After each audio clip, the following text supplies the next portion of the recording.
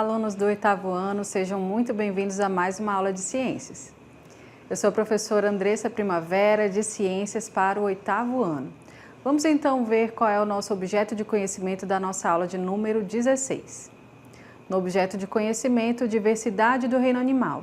E no detalhamento, reino animal, classificação taxonômica, características gerais e reprodução. Então vamos à nossa aula.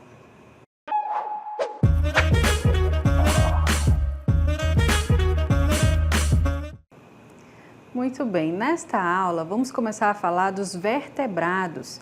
É o grupo de animais que possuem aí uma coluna vertebral, seja ela óssea, cartilaginosa ou mista. Como você observa aqui nessa imagem, nós temos várias categorias de animais. Nós temos aqueles que são invertebrados, então você está vendo aí os grupos de cada um deles, né? Nós temos, por exemplo, os poríferos, quinidários, anelídeos, moluscos, plateumintos, equinodermos e os artrópodes. Então, todos esses, apesar de alguns deles terem aí o corpo um pouco rígido, eles ainda não têm um esqueleto ósseo, não vão apresentar um crânio ósseo e nem uma coluna vertebral. Alguns deles têm até o corpo mole, como por exemplo os moluscos, os anelídeos. Então, todos esses estão na classe dos invertebrados. E o que a gente vai falar é da classe dos vertebrados, né? Aqueles que apresentam, então, essa coluna vertebral e aí também o esqueleto ósseo e o crânio. E nós temos aí, como por exemplo, os mamíferos, os peixes, as aves, os répteis e os anfíbios. Todos esses pertencem ao grupo dos vertebrados. E para a gente iniciar e aprofundar esse conhecimento nesse grupo, nós vamos falar primeiro aí do grupo dos peixes. Então, os peixes, né, são muito conhecidos, inclusive aqui na nossa região. Eles são vertebrados aquáticos, que respiram por brânquias e possuem nadadeiras. Eles também são animais pecilotérmicos. O que quer dizer essa palavra? Significa que a temperatura do seu corpo varia de acordo com a do ambiente. Eles vão também perceber as vibrações transmitidas na água por meio da linha lateral. Você observa aí na imagem que esse animal ele possui aí vários órgãos, várias estruturas no seu corpo.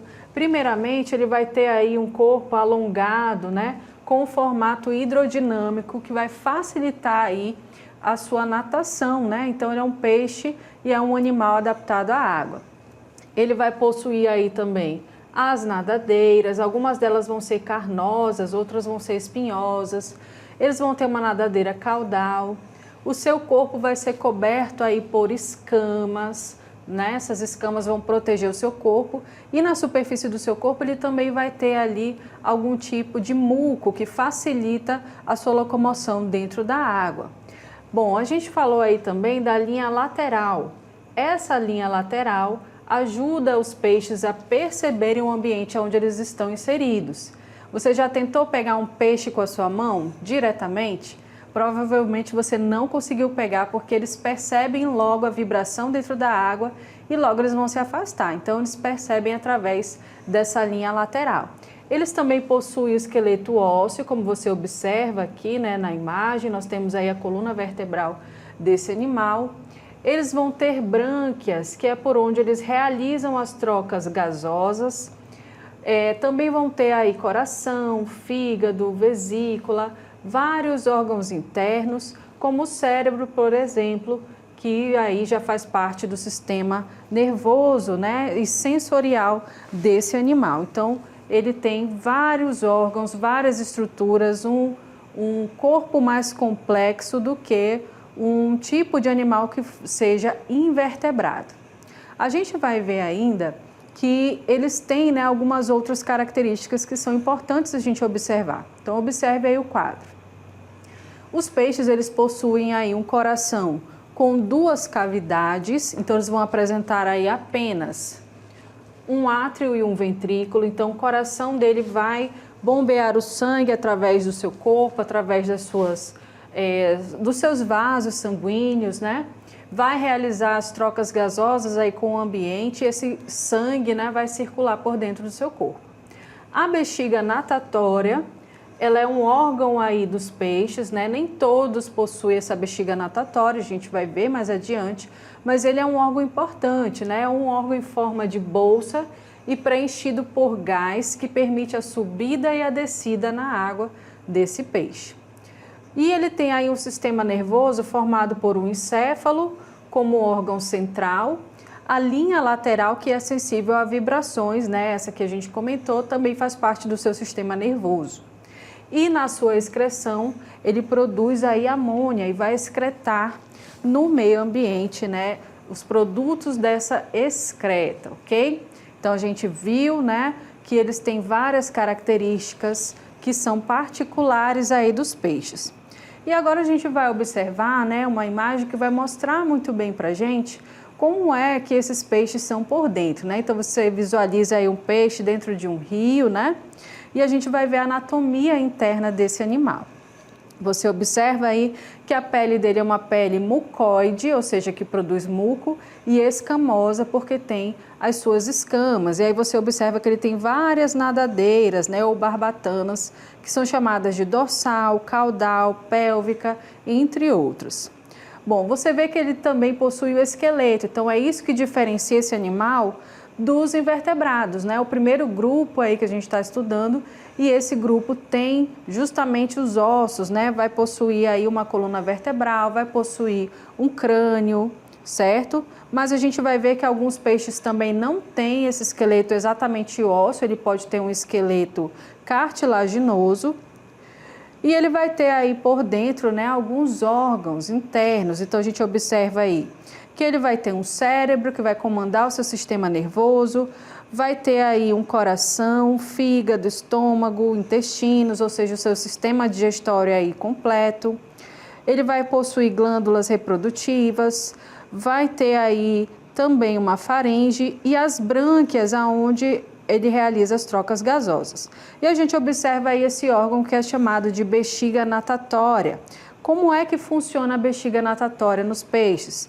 Eles precisam aí muitas vezes ir até a superfície da água, então eles enchem de ar essa bexiga natatória e aí ele vai com certeza subir, e se ele quiser descer, ele vai novamente aí esvaziar essa bexiga natatória, né, como a gente viu, certo? Então, só para você observar aí novamente, o peixe faz essa elevação, certo? E depois ele pode descer, ok?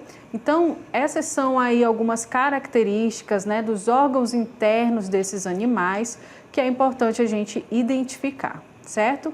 E bom, esses peixes, eles podem ser classificados em grupos, e aí a gente vai ter algumas características que vão diferenciar um grupo do outro. Por exemplo, a gente tem aí alguns peixes que vão apresentar maxila e aí outros que não vão apresentar. Então, conforme aí, com base na presença ou na ausência dessa maxila, a gente vai classificar ele em dois grupos. Então, nós temos os grupos aí dos agnatos, que não possuem as maxilas. Então, você observa aí esse peixe que tem o corpo alongado. Ele não tem aí maxilas que se abrem, né, com muita facilidade. Ele vai ter, claro, uma região ventral, aliás, uma região da boca, por onde ele vai se alimentar, mas não é igual ao que tem uma maxila. Quais são os que têm a maxila? São os chamados gnastostomados. Gnatostomados. Eles vão possuir maxila e a maioria dos peixes existentes é desse grupo dos gnatostomados. Então, você observa aí, por exemplo, um tucunaré que vai ter justamente essa maxila, a boca dele vai conseguir se abrir com mais facilidade para facilitar a sua alimentação. Dentro aí do grupo dos peixes, a gente pode ainda dividi-los em outros dois grupos. A gente tem aí dentro do grupo dos gnatostomados, que possuem a maxila, eles podem ser chamados ainda por condrictes ou osteíctes. E quais são aqueles que fazem parte do grupo dos condrictes? São aqueles que vão ter o corpo dotado de esqueleto cartilaginoso.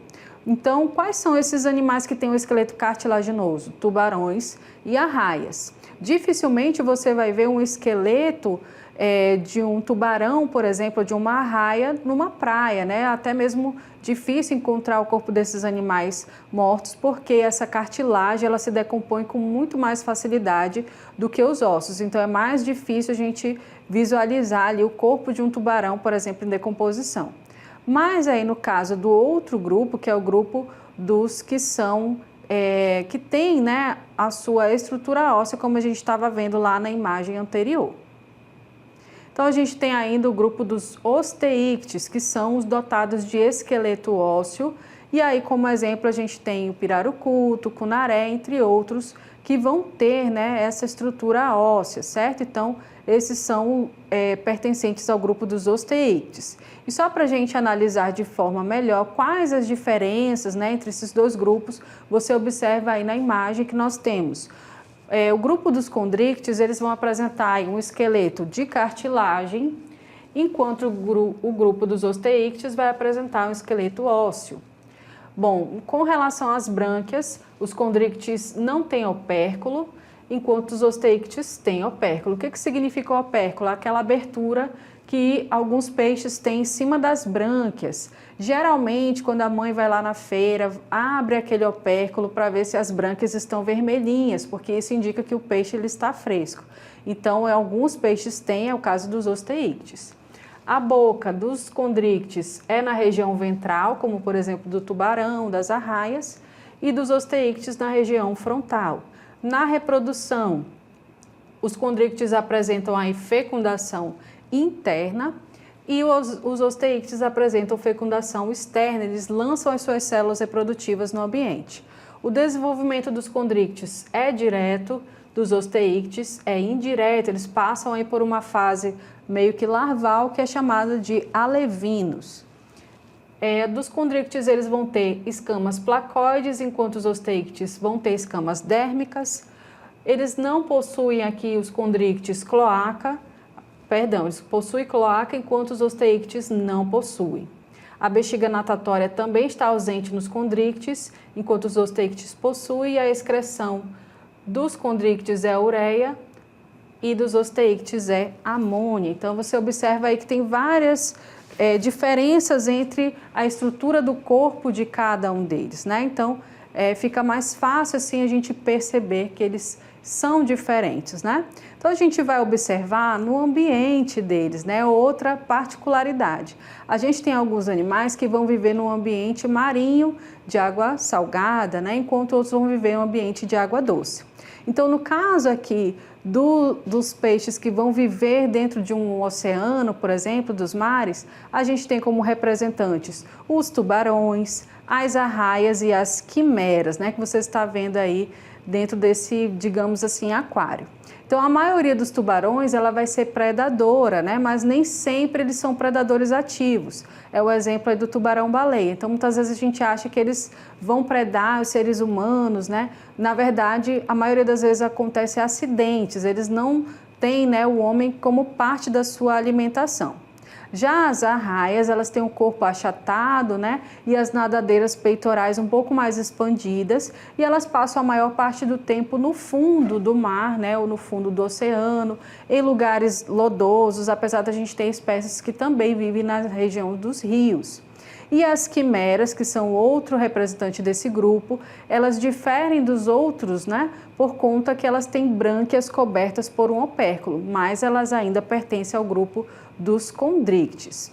A gente tem ainda o outro grupo, que mudando aí, né, a paisagem, se a gente for aí para o fundo, né, de um lago, de um rio ou o igarapé, a gente consegue ver um outro grupo de peixes, né?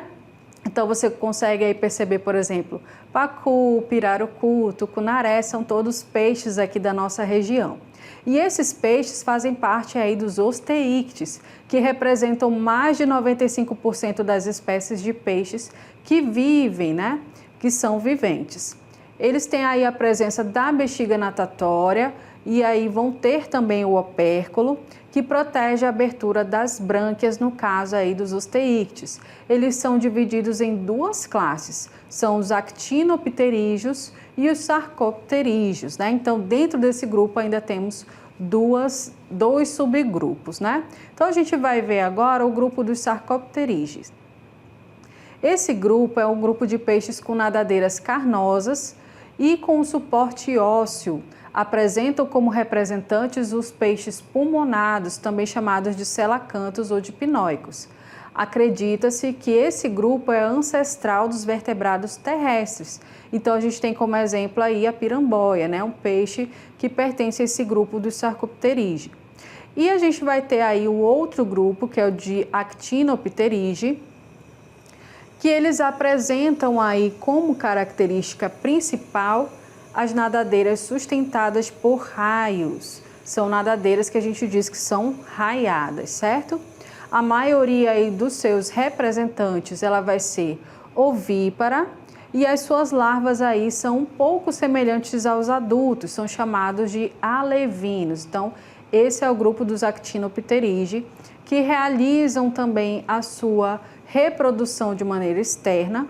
E a gente tem aí um fenômeno que é bastante conhecido, que é chamado fenômeno da piracema, que é quando esses peixes aí, né, costumam nadar contra a corrente, né? Então, o movimento dos cardumes de peixe que nadam rio acima, contra a correnteza, para realizar a desova no período de reprodução. Então, é comum que a gente, no caso aqui da nossa região, nós entramos no período de defeso para preservar ali, né, aquela reprodução dos peixes, porque se eles não se reproduzem, logo a gente não vai ter, né, também ali todo o sistema de alimentação, de comércio, então é preciso respeitar esse período, né?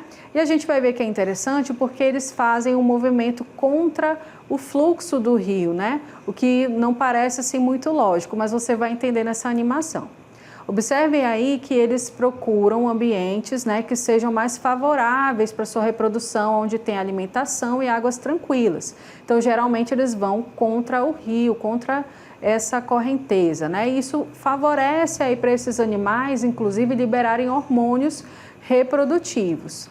Uma vez que eles estão ali naquele ambiente, eles vão liberar os seus ovos, né, os seus óvulos aí no caso das fêmeas e o espermatozoide no caso dos machos. Eles vão encontrar, né, uma célula encontra a outra e vai gerar os ovinhos. Aqueles ovos ficam lá no ambiente e muitas vezes acontece de que centenas deles são depositados, mas nem todos vão se transformar ali no animal adulto. Muitos deles, né, vão ser predados por outros organismos, muitos deles vão acabar ali sendo levados pela correnteza e apenas ali uma pequena porcentagem que realmente vai sobreviver, né? Então, por isso é importante a gente respeitar o ambiente onde eles estão inseridos, não poluir, né, para que eles tenham ali a oportunidade de se reproduzirem e gerarem mais descendentes, ok? Então, a gente viu aí esse fenômeno chamado de piracema. Nós falamos aí bastante dos peixes, mas nós temos outro grupo aí que também merece importância, que é o grupo dos anfíbios. Você percebe aí que enquanto a vida na água é de uma forma, né, aqueles animais estão adaptados aí para a vida totalmente aquática, eles não são adaptados para a vida terrestre, existe um grupo de animais que ele pode estar ali nesse meio termo, nessa transição. E evolutivamente falando, é isso que aconteceu, uma transição da vida na água para a vida terrestre. E nós temos aí o caso dos anfíbios. Esse nome anfíbio significa aí, olha, anfi significa duplo e bio vida, ou seja, eles vivem parte da vida na água e parte da vida na terra. E quais são os representantes aí desse grupo, né? São esses que a gente observa, né? Nós temos aí, por exemplo, sapos, rãs, pererecas, temos aí as cobras cegas, também conhecida como cecílias, né? E existe aí uma diferença no corpo, né, de cada um deles. Você observa ali que o sapo, ele tem ali uma pele mais rugosa, né, mais seca. É muito fácil a gente observar até nos ambientes urbanos esse tipo de animais. A gente tem ali as rãs, que tem um corpo mais liso, né, uma pele mais fina. E elas também vão ter membranas entre os dedos, tá? Que vai facilitar ali a sua locomoção na água, por exemplo. E a gente tem as pererecas, que são outra classe aí dos anfíbios, que são adaptados para o pulo ou salto nas árvores. Por isso que eles têm ali um dedo, né? A pontinha do dedo deles é um pouquinho mais dilatada e consegue até mesmo se grudar na superfície das árvores, certo? E a gente vai conhecer um pouquinho mais sobre os anfíbios. Existe a classificação desses anfíbios, eles podem ser classificados aí em anuros, em ápodes e em urodelos, né? E qual é a diferença entre cada grupo? O grupo dos anuros é o grupo de anfíbios que não possui cauda. Então a gente tem aí, por exemplo, o sapo, o rã, perereca são do grupo dos anuros, né? Porque eles não vão possuir uma cauda. A gente tem ainda o grupo dos ápodes, que são aqueles que são anfíbios sem patas, né? Então, se ai quer dizer uma negação e podes quer dizer pés, eles não têm pés, não têm patas. Então, a gente está vendo aí um representante, né, mais conhecido como cobra cega.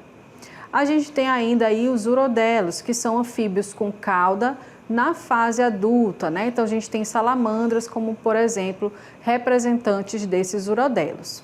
A gente vê ainda que eles têm características gerais, né, que nós precisamos observar dentro desse grupo, certo? Então, vamos observar as características gerais do grupo dos anfíbios. Eles são animais aí pecilotérmicos ou heterotérmicos. O que quer dizer isso, né? Que a temperatura do corpo deles vai variar aí de acordo com o ambiente. Né? Então, ao contrário ali, né, de outros animais, esses animais vão ser muito sensíveis ao meio ambiente, né? Ambientes muito frios ou muito quentes podem, né, fazer com que esses animais tenham prejuízos. Então, mais uma vez, é importante a gente lembrar de cuidar do meio ambiente para preservar essa população de anfíbios. Muitos se alimentam de insetos, minhocas, outros invertebrados e até pequenos camundongos e filhotes de pássaros. Mais uma vez aí falando, né, da relação deles com o ambiente. Onde a gente encontra sapos, rãs, pererecas, por exemplo, é um ambiente que vai ter um controle maior sobre insetos, como por exemplo moscas, mosquitos. Embora a uma primeira vista eles pareçam desagradáveis, né? Ninguém gosta muito de estar perto aí dos sapos, alguns têm até medo, né? Mas eles são importantes para o meio ambiente porque eles ajudam a controlar essa população de outros insetos que poderiam causar aí, né, algum prejuízo para a gente também, podem causar doenças. Então é importante a gente perceber que o ambiente precisa estar em equilíbrio para que esses animais também mantenham aí esse ecossistema em equilíbrio, né?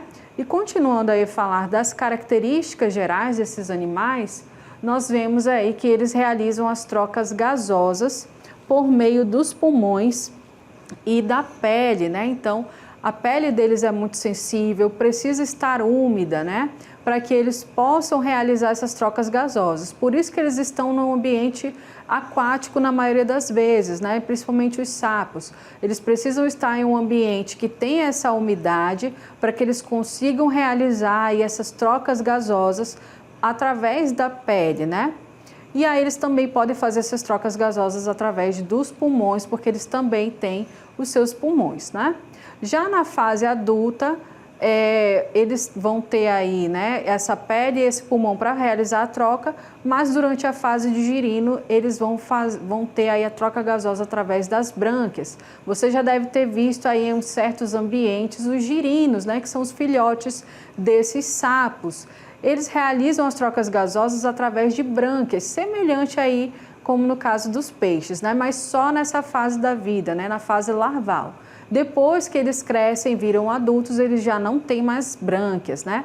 Eles também passam por um momento de transição, né? O corpo deles sofre diversas mudanças, desde que eles são ali apenas um girino até se tornar um adulto, né? É o que a gente vai ver, por exemplo, na reprodução desses anfíbios. Observem aí, né, que nós temos também características que são gerais a eles.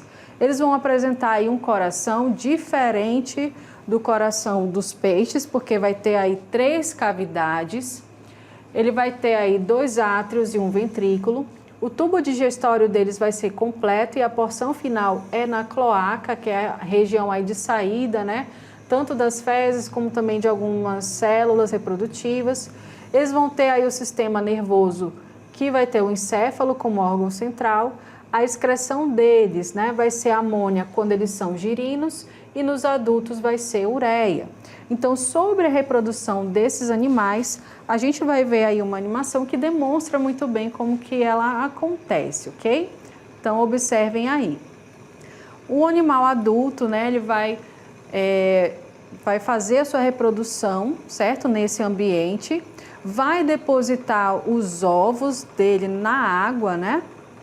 E aí esses ovos depois, posteriormente, vão eclodir e formar as larvas.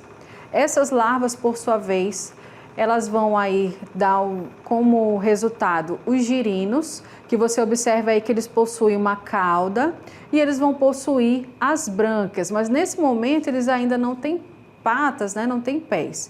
E aí, com o passar do tempo, essa cauda ela vai reduzindo de tamanho, as patas vão sendo desenvolvidas, primeiramente as patas traseiras e depois as dianteiras, e ele vai ficando cada vez mais diferente, ocupando aí o ambiente terrestre, né? Ele sai da água e vai passar a ocupar o ambiente terrestre. Então, só para você observar aí cada etapa, né? Nós temos o sapo ou a rã aí, que no caso é o adulto, né?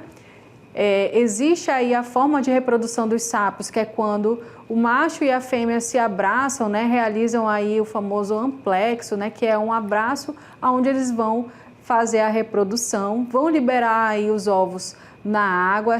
Esses ovos aí, por sua vez, vão formar esses girinos, né? Como a gente está vendo na imagem, até que eles possam ocupar o ambiente terrestre, né? Então, você observou aí que a reprodução desses anfíbios, ela depende muito ainda da água. Por isso que a gente diz que eles são animais que estão nessa transição, né? Anfibio, ou seja, uma vida dupla, horas na água e horas também na estrutura ali terrestre, né? No ambiente terrestre. Então, por isso é importante a gente observar cada uma dessas características, saber diferenciá-los, né? Cada uma das classes que a gente aprendeu. Então, falamos hoje sobre os peixes e sobre os anfíbios, que é o primeiro grupo de vertebrados. Espero que você tenha aí compreendido esses conceitos, né? E até uma próxima aula.